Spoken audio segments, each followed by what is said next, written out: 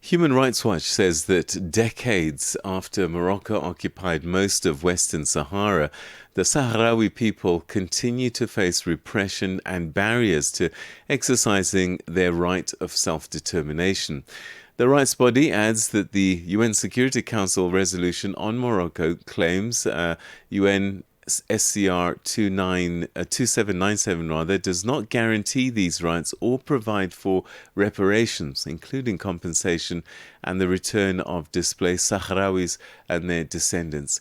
Hanan Salah is an associate Middle East and North Africa director at Human Rights Watch and joins us now to discuss the human rights situation on the ground and what meaningful progress would look like for the Sahrawi people. Hannah, thanks very much indeed for joining us and welcome to the program. Good morning. Thank you so much for having me. Perhaps you can start by giving us a sense of what life is like for the Sahrawi under Moroccan control today. What are the main challenges that they continue to face?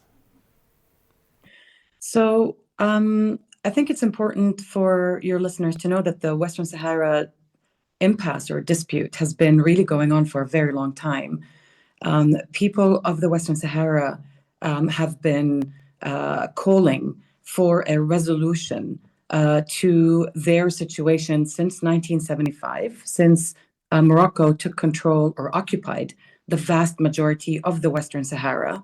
And with that, the vast majority of the Sahrawi people, so these were the people of the Western Sahara, the people who were, the population of the people of the Western Sahara, the vast majority of them ended up in refugee camps in Tindouf, around Tindouf, that's in neighboring Algeria.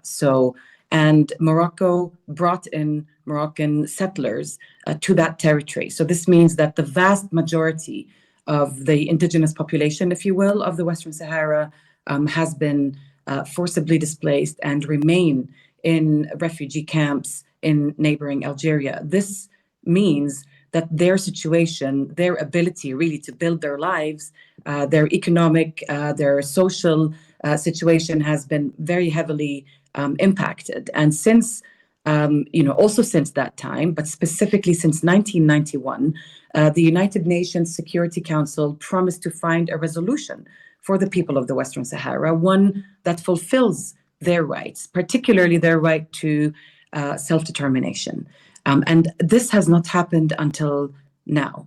And this is, I think, the important issue and the reason why Human Rights Watch is, being critical at this point in time is because the UN Security Council, as you have mentioned in your introduction, has passed a new resolution that, appears to have been pushed by the United States and other governments that does not, as such, guarantee the right to self-determination of the people of the Western Sahara. And it also does not include an option for independence. Human Rights Watch does not take a position on independence as such, but this particular resolution does not give this option. It does not provide for reparations. And as I had mentioned, the vast majority of people are now displaced. And they have a right to reparations, they have a right to compensation, they have a right to return to their territories, and they really have a right to define their future. And the current negotiating framework simply does not guarantee that. I can't help but to draw comparisons with Israel and Palestine and the occupation, particularly in the West Bank, and the displacement of Palestinians, and also how the UN Security Council has struggled with resolutions in the Middle East. Is this the same, that the UN Security Council, that there are some people on this council perhaps that are making things difficult for the Sahrawis? So there's obviously the situation of Palestinians, and there are other situations currently where people are struggling for their right to self-determination. I think what makes, just to bring it back to the Western Sahara, what makes this, a very specific situation is that the Western Sahara And I'm not sure if your listeners are aware that it's still considered to be Africa's last colony. It is the only listed non-self-governing territory under the United Nations. A non-self-governing territory is a territory really that has not attained, that has not yet attained its full form of self-governance.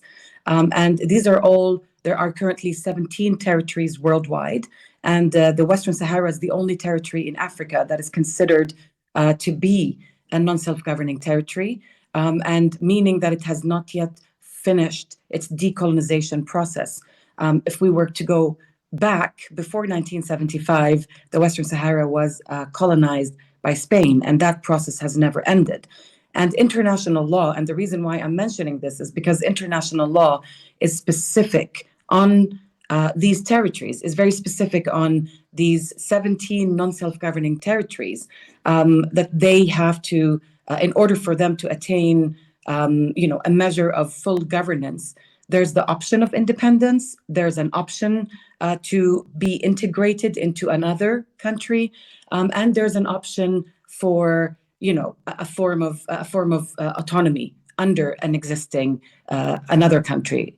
And the Western Sahara is neither of these. So the status of the Western Sahara is extremely important, and extremely important also because it falls within the decolonization framework of the United Nations, which it seems that UN security members are willing to go for political expediency rather than really fulfill these very, very basic and really ground rules under international law. The United Nations Charter, the African Charter, multiple covenants on civil and political rights, on economic and social and cultural rights, guarantee the right to self-determination of all people. And so while we can draw parallels, I think it's important that we do focus on the case of the Western Sahara within the framework, within the United Nations decolonization framework, with it being, the only such territory in Africa currently that still is going through that process. Tell us about what you found in terms of your research. What kinds of restrictions on freedoms and repressions are Sahrawi subjected to?